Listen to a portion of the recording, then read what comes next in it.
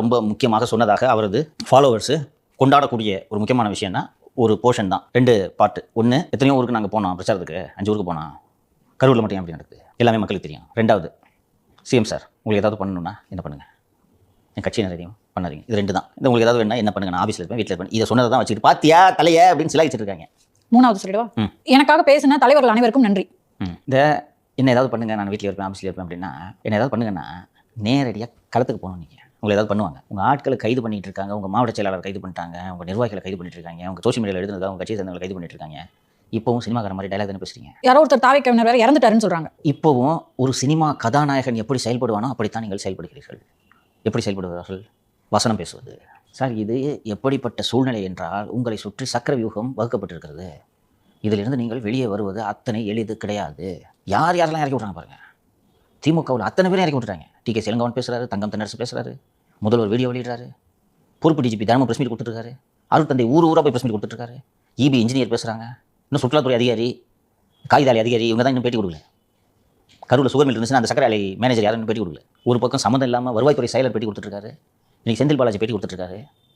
Video தான் வெளியிடுறீங்க. குறைஞ்சது இதுக்கு யார் காரணன்றது வெளிப்படையாக சொல்லுங்களேன் சார். ஒரு சந்தேகம் என்னன்றதை சொல்லுங்கள் சார். இருட்டில் பூச்சி பிடிச்சிருக்கீங்க. இவ்வளோ ஊருக்கு போனோம், நாங்கள் இங்கேயும் நடக்கலை, இங்கே போனோம், இப்படி நடந்துருச்சு, யார் காரணம் எல்லாருமே தெரியும்னா, எல்லாருமே தெரியும். நீங்கள் வீடியோ பேசுகிறீங்க, சொல்லுங்கள், பேரை சொல்லி சொல்லுங்கள். என் மக்கள் உயிரிழப்பதற்கு இந்த திமுக அரசு காரணமாக இருக்கிறதுன்னு சொல்லுங்கள் சார். நேரடியாக மக்கள் சொல்கிற ஒவ்வொரு உண்மையும் அந்த கடவுளே இறங்கி வந்து சொன்ன மாதிரி இருக்குதுன்றார். அப்போ நீங்கள் சொல்ல மாட்டீங்க, மக்கள் தான் சொல்லணும். மக்கள் சொல்லிட்டு கேஸ் வாங்கிட்டு போகணும், நீங்கள் சொல்ல மாட்டீங்க. கரெக்டா? நீங்கள் இந்த மாதிரி சமூக வலைத்தளங்களை கருத்து பதிவு பண்ணாங்கன்னா அதுக்காக நீங்கள் அவங்களை கைது பண்ணுறீங்க. நான் இன்னைக்கு இந்த சொல்கிறேன், இந்த கருத்தை அங்கே நடந்தது ஒரு சதித்திட்டம். போதுமான பாதுகாப்பு ஏற்பாடு செய்யல, போலீஸார் பத்தில், போலீஸார் சரியான ஏற்பாடுகளை செஞ்சிருந்தாங்கன்னா இவ்வளோ பேர் செத்துருக்க மாட்டான்னு ஒரு வார்த்தை உங்களுக்கு சொல்கிறது என்ன பிரச்சனை? என்ன காரணம் நான் சொல்லிட்டா? தைரியம் உங்களுக்கு. முழு தைரியம் இல்லை. உங்களுக்காக அடி வாங்குறான், மிதி வாங்குறான், உயிரிழக்கிறான், கேஸ் வாங்குறான். ஒருத்தலாம் இது லெட்டர் செத்து போயிட்டான். 3 நாள் கழிச்சு சாவகாசமா ஆடியோ சரியில்லாத வீடியோ போடுறது தான் ஒரு லீடருக்கு அழகா? Leader should lead. செயல்பட்டு காட்டுங்க சார். நீங்க செயல்பட்டு காட்டுங்க. இப்போ இதன் மூலமாக உங்களது பலவீனம் என்னவென்பதை எதிர்க்கட்சிகள் தெரிந்து கொண்டன. You are an indecisive leader. முடிவெடுக்க தயங்கும் ஒரு நபர் தான் விஜய் என்பதை ஊரே தெரிந்து கொண்டு விட்டது. 3 நாள் ஊர் 10 எரிஞ்சிட்டு சாவகாசமா 3 நாள் கழிச்சு வந்து வீடியோ போட என்ன சார் அர்த்தம்? அந்த வீடியோ வாச்சும் ஒழுங்கா நேரடியாக உங்களோட எதிரிகளை குற்றம் சாட்டுறீங்களா? உங்களுக்காக பேசி எழுதி பத்திரிகையாளர்கள் வழக்கு வாங்குகிறார்கள், உங்கள் தொண்டர்கள் வழக்கு வாங்குகிறார்கள். நீங்கள் எதிரியை பெயரை கூட சொல்ல மாட்டீர்கள். கரெக்டா?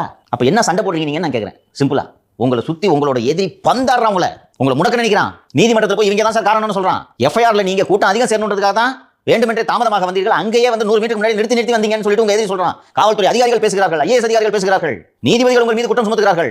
நீங்கள் ஒரு அரசியல் கட்சியின் தலைவர். எல்லா கட்சிகளையும் போலத்தான் நானும் அனுமதி கேட்டேன். எனக்கு போதுமான ஏற்பாடுகளை செய்யாமல், போதுமான பாதுகாப்பு வசதிகளை செய்யாமல், வேண்டுமென்றே இந்த அரசு உரிய பாதுகாப்புகளை செய்யாததனால் தான் இந்த உயிர் இழப்பு ஏற்பட்டது என்று சொல்றதுக்கு உங்களுக்கு என்ன பிரச்சனை? இப்போ ஒரு வீடியோ வெளியிட்டீங்க, இதோட 10 நாள் கழிச்சு அடுத்த வீடியோவா? இந்த வீடியோவை வெளியிலாமா வேணாமன்றதை தான் ஃபோர்ஸ் அரெஸ்ட் வீட்டில் உட்காந்து 4 மணி நேரம் டிஸ்கஸ் பண்ணிக்கலாம். நீங்க அப்போ இந்த வீடியோ போலாமா வேணாமன்றது கூட உங்களுக்கு 10 பேர் கொண்ட ஆலோசனை குழு உட்காந்து பேசணும். உங்ககிட்ட நான் கேட்கிறேன், உங்களுக்கு எது சார் அரசியல் கட்சி? சீமாவுன்னு ஆசை இருக்குல்ல, அவ்வளோ எளிதாக விட்டுருவாங்க அவங்கள சீமா வருது. அப்போ சண்டை பண்ணணும். நின்று கேரளனை விட்டு இறங்காம நீங்க சீமாவுன்னு ஆசைப்பட்டீங்கன்னா நடக்காது. திரு விஜய் அவர்கள் புரிந்து கொள்ள வேண்டும். உண்மையிலே டிசப்பாயின்மெண்ட் எனக்கு வீடியோ பார்த்துட்டு என்னையா பேசுறாரு, ஏன் நடந்துச்சுன்னு எல்லாருக்கும் தெரியும். அப்ப நீ உன் வாயால சொல்ல மாட்டீங்களா? ஆரம்பத்திலேருந்தே விஜய் இந்த வேலையை பார்த்துட்டு இருக்காரு. நேரடியாக எதிரிகளை பேர சொல்றது இல்லை. விக்ரவாண்டி மாநாட்டில் பாசிசம் பாயாசம், அதுக்கடுத்து ஒருத்தர் இருக்காரு சென்ட்ரல் அப்படின்றது. கடைசியாக மதுரை மாநாட்டில் மோடி அவர்களுடைய பேரை சொன்னார்னு நினைக்கிறேன் நான். அப்போ எவ்வளோ நாள் இந்த அது என்ன சினிமாவை குறியீடா? நீங்க குறியீடு வைப்பீங்க, நாங்கள் புரிஞ்சுக்கணுமா பார்த்துட்டு? இன்சிடென்ட் நடந்துருச்சு சார், நடக்கக்கூடாது நடந்துருச்சு, அதை எதிர்கொள்ளணும். நான் போய் சோகத்துல இருக்கேன், 4 நாளைக்கு அப்புறம் வரத நீங்க சோகத்துல நீங்க இடம் வீட்ல இருக்க எப்படி இருப்பா? அப்போ நாங்க செத்து ஒரு வழியா எங்களை யாரோ காப்பாத்தி காரும் போது நீங்க வருவீங்க, நாங்க உங்களுக்கு ஓட்டு போட்டு சீமாக்கணும் உங்களை. அப்படிதானே? நல்லா நீங்க கவனிச்சு பாத்தீங்கன்னா இந்த விஷயத்துல சண்டை விஜய் அவர்கள் என்ன நினைத்தார் என்றால், அதிமுக என்ற ஒரு கட்சியே இல்லை, எனக்கும் திமுகவுக்கும் தான் போட்டி அப்படின்னு அதை நிறுவனத்துக்கு முயற்சி பண்ணாரு. இன்னைக்கு இவங்க 2 பேரும் சண்டை போட்டு இருக்காங்க. விஜய் கிட்ட ஆக்சுவலி சண்டையே போடல, ஆனா ஸ்கோர் பண்றது ஏடிஎம் கிட்ட பாக்குறீங்களா? ஏடிஎம் என்ன பண்ணுது? ஃபர்ஸ்ட் நமக்கு நம்மளோட நிகழ்ச்சியில தொடர்ந்து நான் பதிவு செஞ்சுட்டு இருக்கேன். எடப்பாடி பழனிசாமி போறாரு, பாதுகாப்பு சரியில்லைங்க, ஆம்புலன்ஸ் திருப்பி வருது, உடச்சு போயிட்டாரா? எம்ஆர் விஜய் பாஸ்கர் இங்க பாருங்க, பிரிண்ட் போட்டு பதிவெண் இல்லாத ஆம்புலன்ஸ்கள் செல்கிறது பாருங்க. இது எங்க வந்துச்சு? அவர் அடுத்தது பண்றாரா? அடுத்தது இன்பதுரை. ஜனவரி மாசம் அதிமுக எம்ஜிஆரோட பிறந்தநாள் விழாவுக்காக நாங்கள் வேலுச்சாமிபுரத்தில் கூட்டம் கூடுவதற்கு அனுமதி கேட்ட போது இந்த இடம் குறுகலான இடம், பாதுகாப்பு இல்லை, கரூர் மாவட்ட காவல்துறை அனுமதி மறுத்திருக்கிறதே. இதற்கு உங்களது பதில் என்ன? எத்தனை பேரை இறக்கி விடுது? குற்றச்சாட்டு உங்கள் மீது நேரடியாக வைக்கப்படுகிறது. அதுவும் என்னன்னா குற்றச்சாட்டா கூட பார்க்க முடியாது, கொலைப்படி வைக்கிறார்கள். விஜயை பிடிக்காதவர்கள் கூட விஜய் வேண்டுமென்றே இந்த உயிரிழப்புகளை செய்தார் என்று யாரும் சொல்ல மாட்டாங்க. விஜயோட மோசமான எதிரிகள் கூட. ஆனா திமுக அதை சொல்லுது, அதை நிறுவ முயற்சிக்கிறது. இறங்கி வர மாட்டீங்களா நீங்க? வேணுக்குன்னு பண்ணீங்க. அதுவும் அதான் கிட்டத்தட்ட லட்சுமி போட்ட ட்வீட் தான். அது விஜய் புன்முறுவல் போட்டுட்டு இருக்காருன்னா இவங்க எல்லாம் ஒழுங்கு சாவறதை ரசிக்கிறார்ன்ற துணிக்கு போயிட்டாங்க. அவங்க அந்த அளவுக்கு போயிட்டாங்க. ஏடிஎம்கே பேசுது, பிஜேபி பேசுது, நம்மை போன்ற ஒரு சில ஊடகங்கள் பேசுது. பேச வேண்டிய நீங்கள் பேசவில்லையே. விஜய் பேச வேண்டிய தொண்டர்கள் பேசி வழக்கு வாங்கிருக்காங்க. உங்க கட்சி நிர்வாகிகளுங்க இதை பத்தி எக்ஸ்பிளைன் பண்ணுங்க. இதுல உங்களோட நிலைப்பாடு என்னன்னு சொல்லுங்க. திமுக வைக்கிற நரேட்டிவ்க்கு பதில் சொல்லுங்கன்னா, உங்கள் கட்சியோட பொதுச் செயலாளர் நேபாளத்தை பார், இலங்கையை பார், பங்களாதேஷை பார்னு வெட்டி பேச்சு பேசுகிறாரு. 5 வழக்கு போட்டாங்க. இது எதுக்குன்ற வழக்கு? நியாயத்தை பேசி போடலாம். கரூரில் பாதுகாப்பு இல்லை, உள்ளூர் அமைச்சரோட கை இதில் பின்னால் இருக்கிறதோ என்ற சந்தேகம் எங்களுக்கு இருக்கிறதுன்னு சொல்லிட்டு கேசவாங்க. அது வேறு. அந்த போஸ்டும் சார் இளைஞர்கள் எல்லாம் கூடி புரட்சி ஏற்படணுமா? அப்ப நீங்க ஓரமா உட்கார்ந்து வேடி பார்த்துட்டு ட்வீட் தான் போட்டுட்டு இருப்பீங்க. எப்படிப்பட்ட ஆளை கூட வச்சிருக்காரு விஜய்ன்றதை அவரே யோசிச்சிட்டோம். அவரோட முடிவுக்கு விட்டுறேன் நான். உங்களுக்கு இவங்க தான் இவ்வளவு ஆலோசனை சொல்லிட்டு இருந்தாங்க, இவங்க தான் நீங்க வியூக வகுப்பாளர்னு வச்சிருக்கீங்க. என்ன வியூகத்தை வகுத்தீங்கன்றதை பாருங்க. தாவேகா நிர்வாகிகள் மேல புஷி ஆனந்த், சிடிஆர் நிர்மல்குமார் இவங்க மேல எல்லாம் வழக்கு பதிவு பண்ணாங்க சார். ஆனா நேத்து கோர்ட்ல சொல்லியிருக்காங்க சார் 500 மீட்டருக்கு முன்னாடியே நாங்க நிறுத்துங்கன்னு சொன்னோம். ஆனா அங்க மைக் சவுண்ட் கேட்காது, இன்னும் நாங்க உள்ள போனோம் அப்படின்னு சொல்லிட்டு 500 மீட்டருக்குள்ள அந்த குறுகலான இடத்தை சூஸ் பண்ணதே ஆதவர்ஜுன் சொல்லியிருக்காங்க சார். நேத்து இது ரொம்ப முக்கியமான பாயிண்ட் மாலதி. கோர்ட்ல ஆர்கியூ பண்ணது டவுன் டிஎஸ்பி செல்வராஜ்.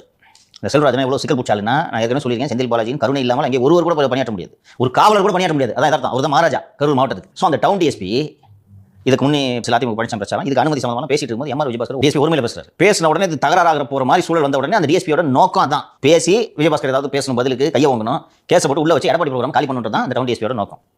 இந்த லத்தி சார்ஜுக்கும் காரணம் அந்த டவுன் டிஎஸ்பி தான். ஸோ நீங்க இந்த ஒரு அதிகாரிகள்லாம் பேட்டி கொடுக்கும்போது நீங்க பாத்தீங்கன்னா டவுன் டிஎஸ்பி வந்து அந்த எஃப்ஐஆர்ல இருக்கிறது டவுன் டிஎஸ்பியும் ஆய்வாளரும் புஷி ஆனந்த் மற்றும் நிர்மல்குமார் ஆகியோரிடம் இந்த மாதிரி கூட்டம் கொடுத்து உயிர் சேதம் ஏற்படும் சொல்லும்போது அவங்க கேட்கலன்னு சொல்லிட்டு அவங்க பேர் சேர்த்திருக்காங்க. அப்போ கரூர் கோர்ட்ல போய் என்ன சொல்றாங்கன்னா, நாங்க ஆதவர்ஜுன் கிட்ட சொன்னோம்னு சொல்றாங்க.